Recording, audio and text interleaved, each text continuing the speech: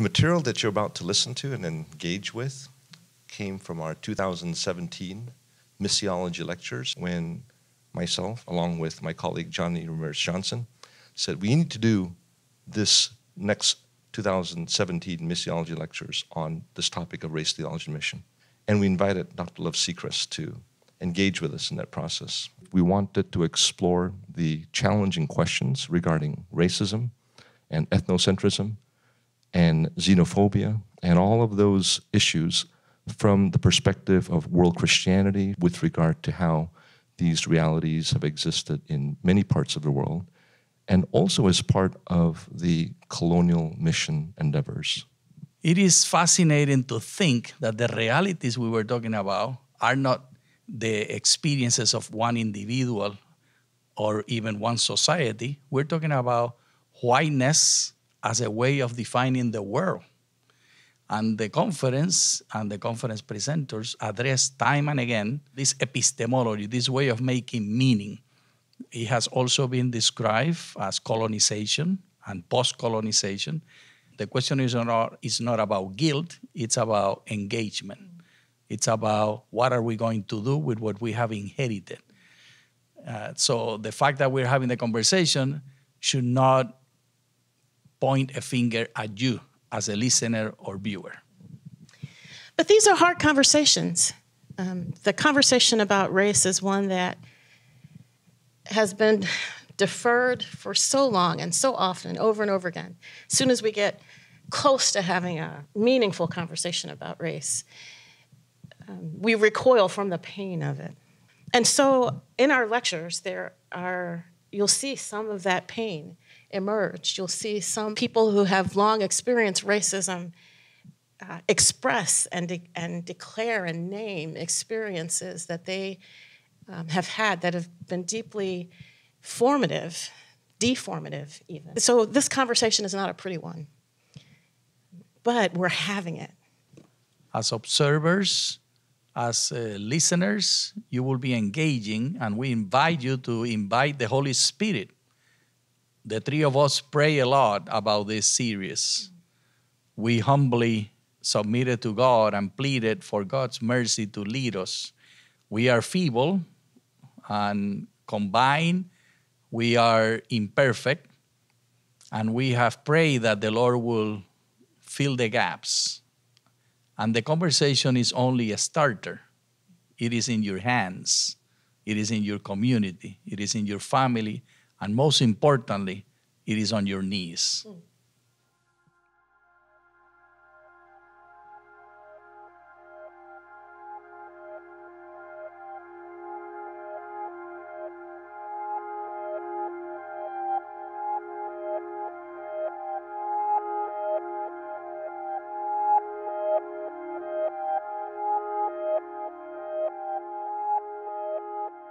Post-racialism is the idea held by many people that America is no longer determined by racism and its racializing effects, that we are post-racism. At a conference focused on what missional living requires and enables, I think it is worth thinking together whether post-racialism is a reality or even something to be hoped for. In the following, I consider an instance of racial minorities being wedged against each other, namely Asian Americans against everyone not Asian American, and apply three theories of post-racialism in order to assess their respective abilities to describe the situation morally, if not quite provide answers to it. I conclude by arguing that one combination of the three theories does hold promise, but will only work if buttressed by concepts supplied by decolonizing missionary discourses that allow for both receiving the presence of the past and working towards vital futures. The instance that I have in mind is the recent affirmative action controversy involving Asian and Asian American undergraduate applicants to Harvard University. For the sake of simplicity, I will refer to all people of Asian descent as Asian American. though I recognize the question as to whether Asians and Asian Americans should be taken as an aggregate whole or be disaggregated from one another is itself part of the question. I deal with that question, the question of disaggregation, in a book called Yellow Christianity, but you're going to have to wait for me to finish that to see what I say about it.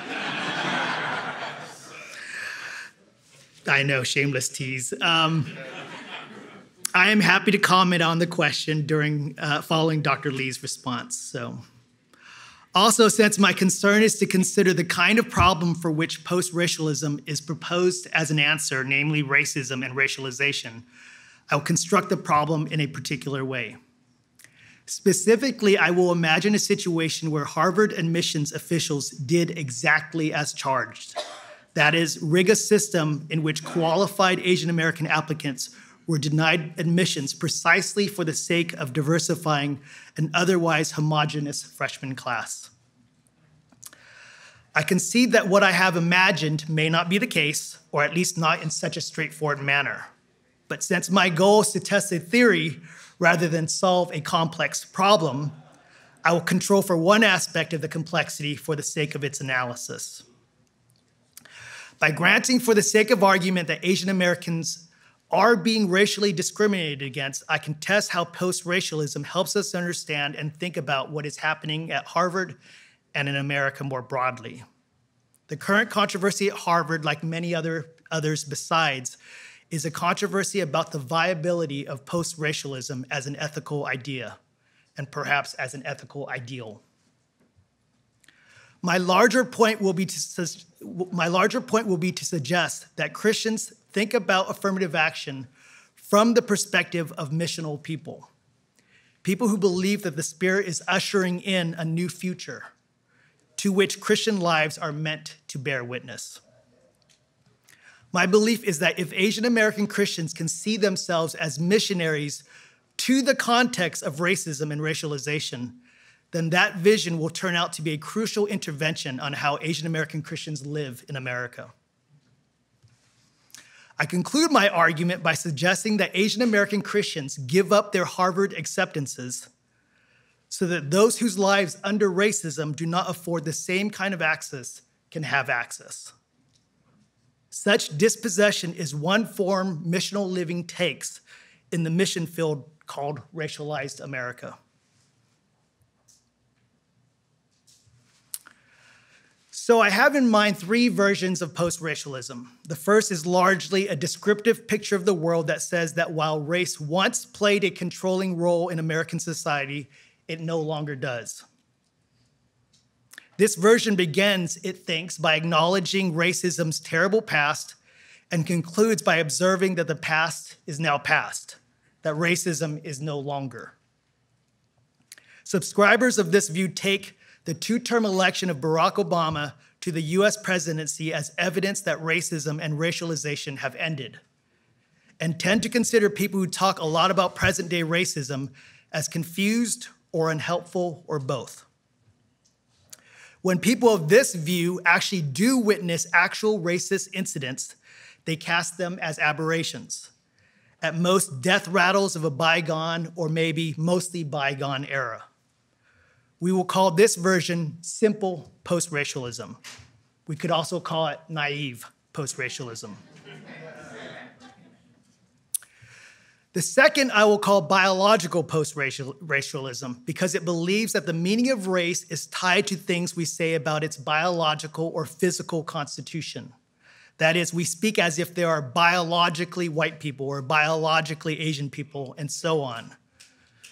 Due to factors like immigration and interracial procreation, in the future, according to this view, the physical phenotypes signified in race talk will no longer be discernible, and hence race will lose its significance. When this happens, racialization will no longer be a factor, mainly because it will no longer be able to be a factor. Even if the racist still wanted to be racist, his racism would be severely circumscribed because he would not be able to pick out the racial traits he thinks he hates so much. While biological post-racialists do not think post-racialism is currently a reality and hence acknowledge our current racial difficulties, They just say, just give it some time. For them, simple post-racialism is a fantasy because our society is too dependent on racialization to get past it. According to them, our only hope is that one day race will no longer matter because we will be literally unable to see race. If everyone looks like Tiger Woods, then no one will put down or favor anyone that looks like Tiger Woods. That's the thinking. The third version is aspirant post-racialism. Aspirant post-racialism combines features of simple post-racialism and biological post-racialism. Like biological post-racialism, it sees itself as not so foolish as to think that the description held by simple post-racialists will now or any time soon be realized.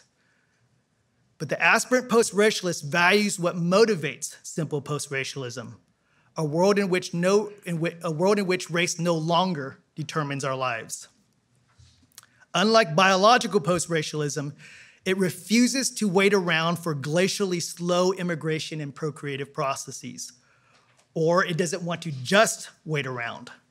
Aspirant post-racialism encourages that we act now how we want to be later. It aspires to some possible world because it takes that state of affairs as better than what we have now.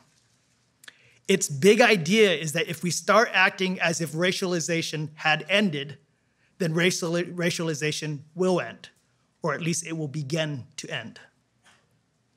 Aspirant post-racialism was given voice in U.S. Supreme Court Chief Justice John Roberts' anti-affirmative action argument that the best way to stop discriminating on the basis of race is to stop discriminating based on race.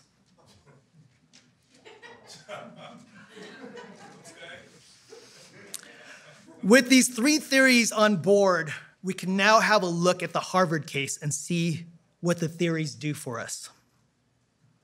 The case revolves around, at least ostensibly, a Title VI anti-discrimination lawsuit against Harvard University.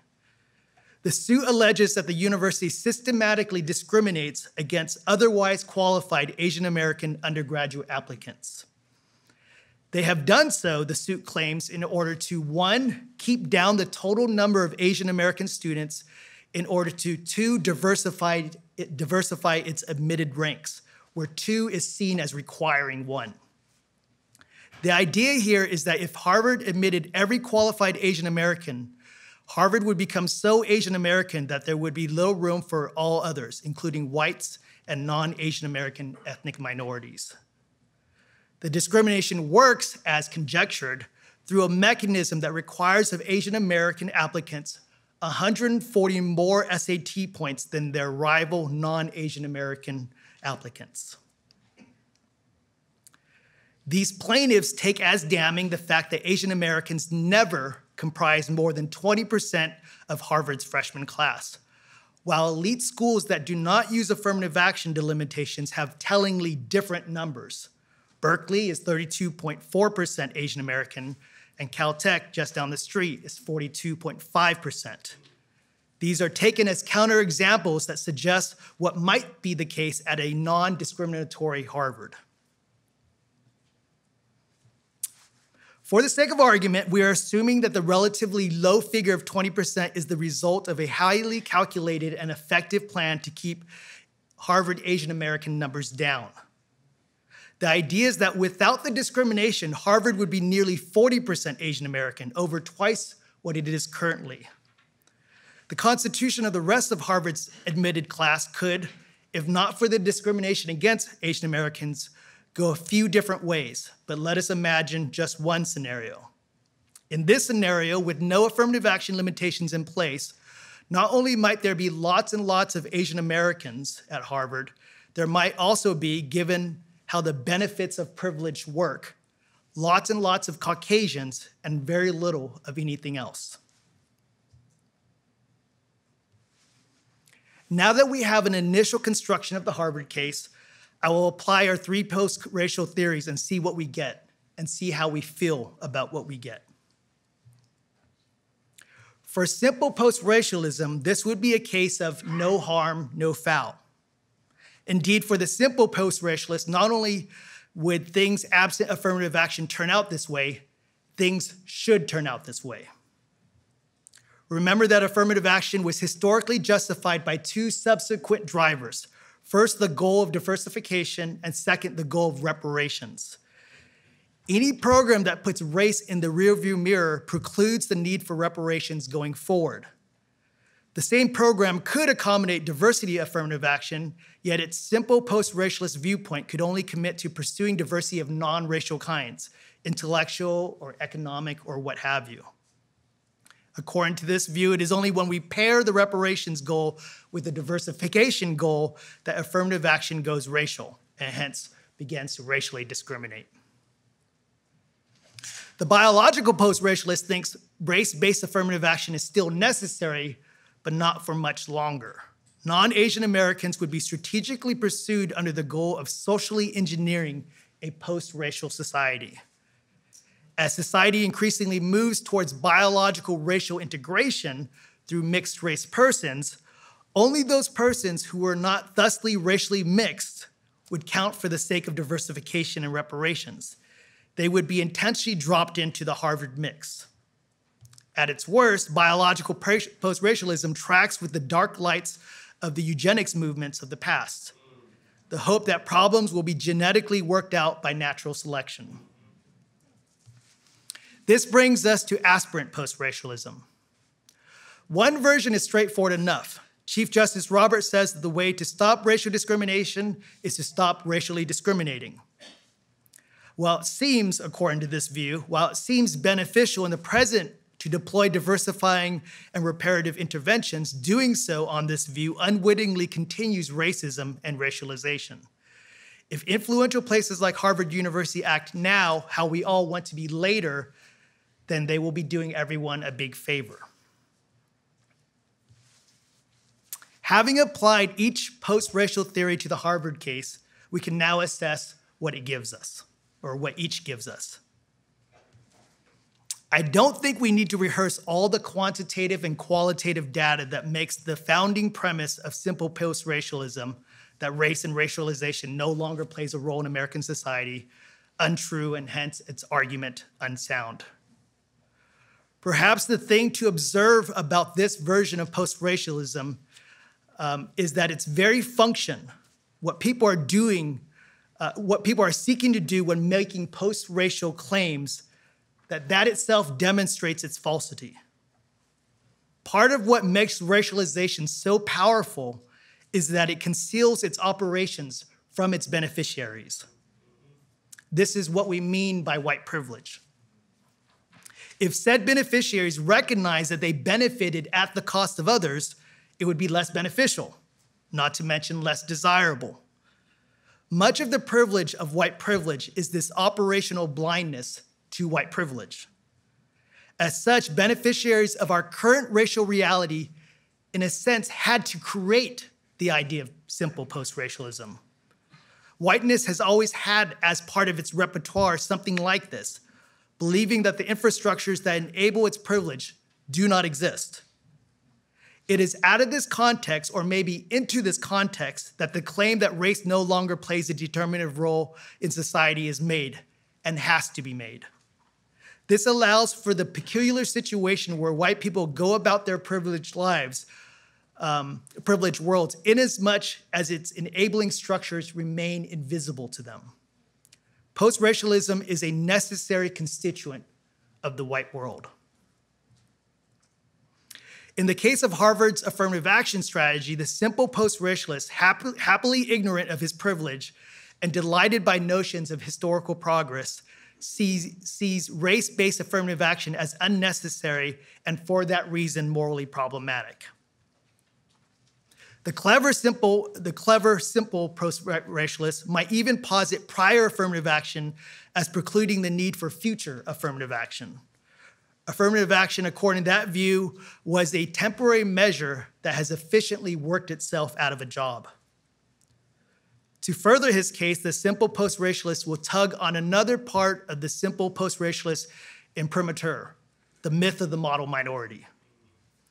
The presence of successful Asian Americans both demonstrates that racism has ended and models how to be a post-racial minority. serving up an all too convenient counterpoint to pro-affirmative action arguments. That point would say something like, see what happens when you use race-based measures? The very people you previously helped, now you harm. That's largely been the discourse around the lawsuit. As becoming clear, simple post-racialism is anything but simple. It requires sophisticated and sustained upkeep. Self-deception usually does. Biological post-racialists recognize all of this and do not expect things to improve anytime soon. Instead, they coach, we ought to keep the long view in mind. We should look for a time when there will be no racism because there will be no race or no discernible race. Biological post-racialism puts its hope in immigration and interracial progeny who will scuttle the fraught meaning of race. About biological post-racialism, I want to say that it is right to think of the present in terms of the future, an aspect of practical reason I will later claim as constitutive of Christian missionary life. But biological post-racialism does so by distorting the basic relationship between present and future, mainly by blocking the past. Applied to the Harvard case, the scheme as is ethically unfeasible as the too much eugenics approach is morally problematic. Biological post-racialism could be critically improved if combined with aspirant post-racialism, but not enough to save it. Let me explain. If the problem with biological post-racialism is that its picture of the future leaves adherents in an idle waiting game, then aligning it with an already but not yet aspirant post-racialism would infuse it with a deontological sense of duty towards some as of yet unrealized future. We could begin to look for ways to live now that would enable and betoken this future state of affairs. Drawn by hope that things won't always be as bad as they are now and beguiled by racially ambiguous children, this post-racialist relates to society as it will be, so many generations into the future. The forward-looking hope becomes the lens through which she sees the world. Her ordinary activities situate themselves amidst all these desires and processes, pushing away some things and pulling towards others. She becomes the ultimate post-racialist, driven by biological post-racialist hope and enabled by an aspirant post-racial spirit. She becomes a complex post-racialist. But it does not work, for it cannot, despite its gains, do what is most necessary for it to succeed. It cannot outrun the past. Post-racialism in any form rightly understands racialization as a product of history. What it wants is an obliteration of that history, for it sees that history as paralyzing the present by laying into the present all the hard traumas of the past. Post-racialism imagines futures free from history and its effects. In the case of simple post-racialism, willful ignorance paves the way. With biological post-racialism, escapist projection is the route. In aspirant post-racialism, fantastical idealism becomes our champion. Yet in the real world, ghosts remain. Applied to our temporarily complicated reality, as demonstrated by the Harvard case, post-racialism recycles into the present and future tortured memories from the past. Unless we are satisfied with what we get when we apply our three post-racial theories to the Harvard case, and I'm suggesting that we are not satisfied with them, we're going to have to come to terms in some form or fashion with the past. But dealing honestly with the present of the past is exactly what those proposing post-racialism are trying to avoid. If we are going to rightly aspire to a world where race and racialization no longer determine our lives, we will need to learn to live futurely into the thick presence of the past.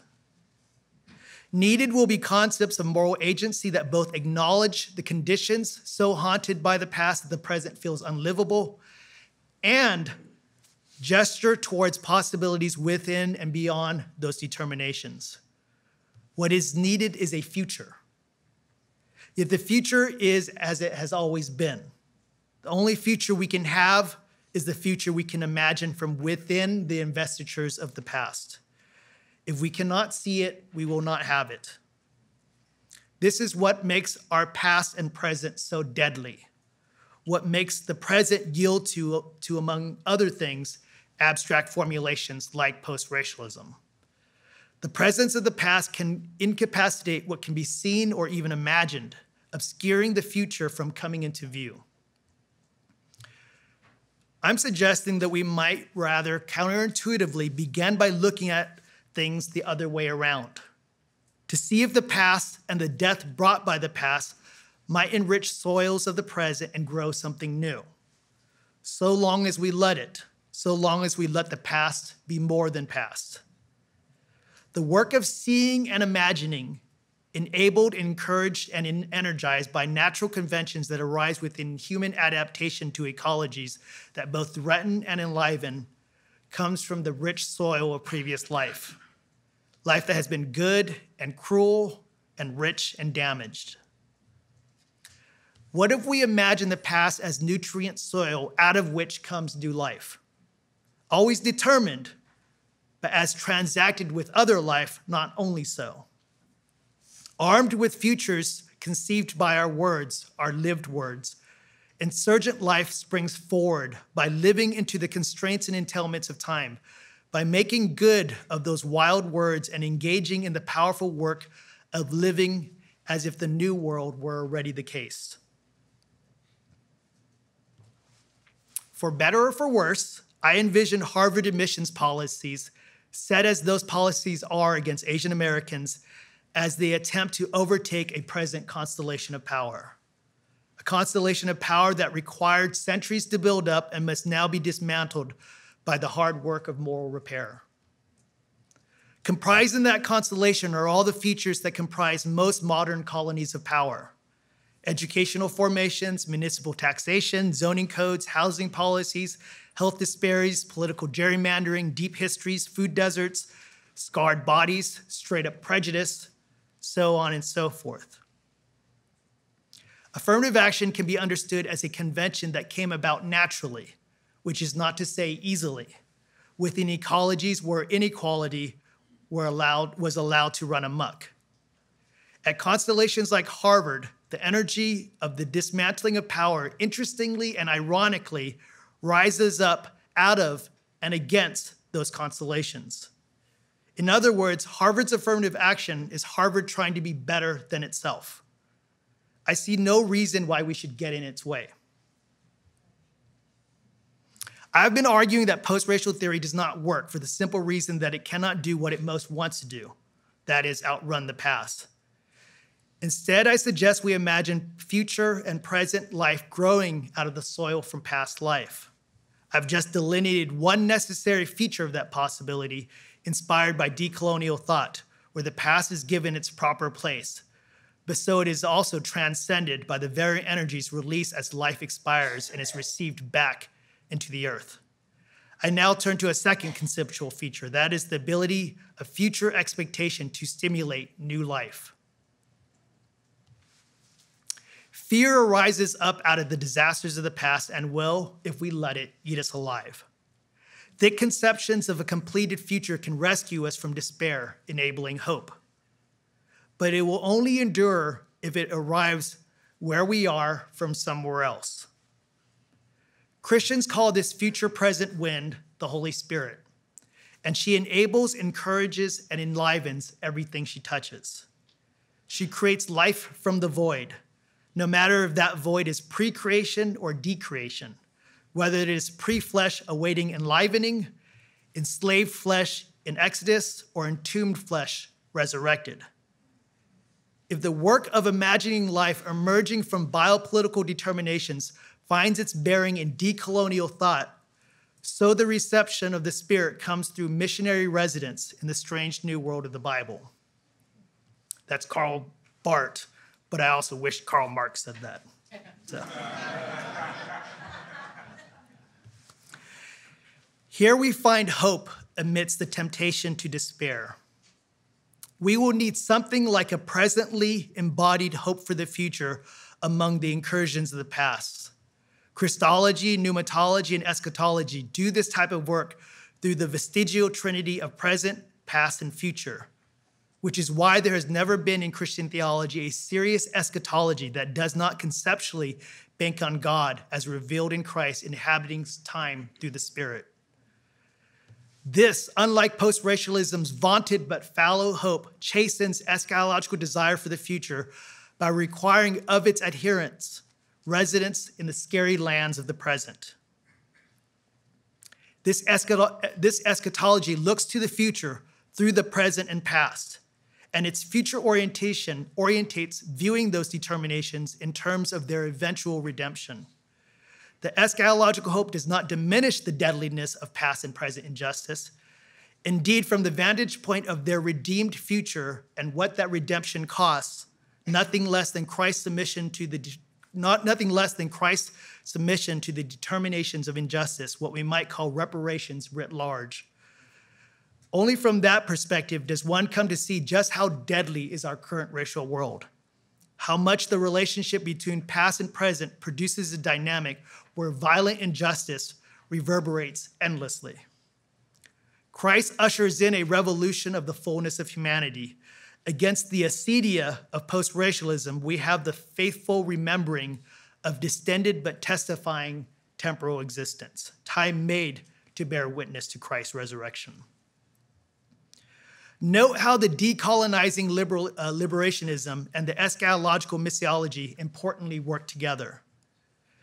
The decolonizing logic acknowledges and advances from colonized sites of discourse towards revolutionary possibility. The eschatological structure of revelation illumines and authorizes political action, rendering it confident while disciplining its patience. De-colonial forces like the Spirit surge forward, and the Christology gives it shape and direction. Without the pneumatology, revolution goes it alone. And without the decolonizing commitments, American suburban pieties will domesticate the name of the Spirit. As the Spirit breathes life into the moribund colonized body, racial life is made to participate in God's triune economy. The implications for Asian American Christians looking to live missionally follow. Asian Americans are tempted to live beyond history, as if white supremacy has not done what it has done, is doing, and will continue to do. As if Asian Americans have not lived that history. As if they have not sometimes perpetrated and benefited from it. As if in every instance they did not suffer it. Living beyond this reality entails living beyond the model minority myth. Harvard, in the mythical version of the American dream, is presented as that which embodies and enables the dream's realization. Follow this route long enough, and not only will Asian Americans make up 40% of schools like Harvard, they should, according to this thinking, for they, unlike other ethnic minorities, perform the script as it is written. They are accorded model minority status exactly because they execute the fantasy so well. White supremacy loves this kind of racial life because it expedites the white privilege of simple post-racialism. It especially likes its wedging effects that makes for minority on minority violence. Asian Americans pitted against other minorities, including recent Asian immigrants. Something better would require Asian Americans to inhabit time more honestly. While they are neither black nor white, Asian Americans can come to accept the truth that there will be no foreseeable time when black and white does not touch everything about America, where the long and ongoing history of white supremacy does not kill, or at least seek to kill, in whatever way it can muster, everything about black life. Victims and victimizers, Asian Americans are conduits for this history's continuation. Hence the nearly 40% of Asian American presence at Harvard, if not for that school's attempt to help them out of that fantasy. Asian American Christians might look to participate in the Spirit's reparative missional work of God in Christ, the full and therefore vulnerable inhabitation of history that inscribes them in lives that might, as imagined through Philippians 2, recognize Asian American privilege where it obtains, it certainly does not always, and learn to, in good Philippian fashion, not consider privilege something to be held on to. Asian Americans can find some solace in the fact that the same privilege, again, where that applies, that assisted their Harvard acceptance will continue to do so even if they do not accept Harvard. The inverse may not be the case for other racial minorities. An Asian American with an elite degree is usually just an Asian American in the best sense, whereas an African American with an elite degree is just rendered just an African American in the worst sense. This solace can be turned into action if winds from the future activates past remainders. The Harvard case would be helped by one simple act: Asian American Christians admitted to Harvard going elsewhere, leaving available spots for non-Asian Americans, divesting themselves of the privileges and benefits that may have paved their way to places like Harvard. Through platforms gained by such moral courage, we might imagine Asian American Christians uttering the following missionary messages to America. I studied very hard to get into Harvard, but I recognized I was reared in an environment where doing so was encouraged and often rewarded. The same rearing will serve me wherever I go. And while Harvard will help my career, so will many places. That may not be the case for other students. Another possibility. My grandparents immigrated under quite difficult circumstances from India to America. They would not have survived those circumstances if not for the warmth, encouragement, and charity of other immigrants. I'm simply paying it forward like those folks did for me. Another case. In high school, my friends and I read Toni Morrison's The Bluest Eye. It made me realize that I share with other minority women the burden of culturally endorsed self-hatred. To me, this is an act of solidarity with my fellow sisters of color. Another. I struggle as much as the next person with idolatry. I don't know what better way to smash my biggest idol than to give up this one career path in order to see what other things God might have for me. My second generation Chinese church taught me to trust God. Another. Why in the world would I want to go to a place that doesn't want me? If they want Latino kids more than me, fine. I'll go to Caltech or Cal. The weather is better there anyways. Last one. 3 kids from my Korean church got into Harvard this year. In previous years, it was the same kind of thing. Our parents came to America for this reason, but they also raised us Christian. And the 3 of us decided to do this together, to live the American dream in ways different than how everyone, including our parents, expect us to. These enactments of Asian American Christianity presume a whole lot, not least of which is the truth that kids with the luxury of this decision tend to come from very specific kinds of backgrounds. I'm not talking about just, mind you, stable, financial, educated backgrounds. Remember that the model minority myth isn't true, just like Harvard's admissions policy is not blind. These young Christians would have had to come from and been formed in the upheavals of thought that is life in the spirit as described in Philippians 2. It comes down to the question whether our churches are capable of producing youth who see privilege as something not to be held on to. If we think not, if our children have not been raised to live missional lives, if their greatest ambition indeed is Harvard, I'm not sure what we as Christians are doing. Giving up Harvard could have the effect of rendering the Title VI lawsuit numerically moot, but that is just the beginning of it. Substantively, it would mean that the zero-sum logic which affirmative action presumes would be broken open, creating space in which diversifying and reparative efforts can be issued with less drama. It does more work still. Asian Americans are afforded, if not white privilege, yellow privilege, and often at the cost of other ethnic minorities. Our dispossessive act, where and when it is possible, would reverse the lines of moral agency usually at play for ethnic minorities under the strains of white supremacy, as evidenced by the lawsuit's wedging strategies. Instead, acting out of and toward mutuality, something always in need of attentive maintenance, such acts would avail and empower moral agency, a performative moment that explodes the model minority myth. The many prudential realities of race in America, combined with Asian American Christians living missionally in America, make it that acts of dispossession, say academically able students repetitively giving up spots at Harvard, or Southern California families applying the same principle when enrolling or not enrolling their kids in elite elementary and high schools, or high-paying engineers gladly committed to graduated tithes, or fantastically trained seminary professors risking their status by making public arguments for the cause of justice, or male clergy vacating pastorates in order to make way for their equally gifted but patriarchally inhibited sisters. None of this is necessary as a manner of Christian discipleship under racism, but neither is any of this sufficient for it. But it does show what yellow Christianity might look like. Thank you.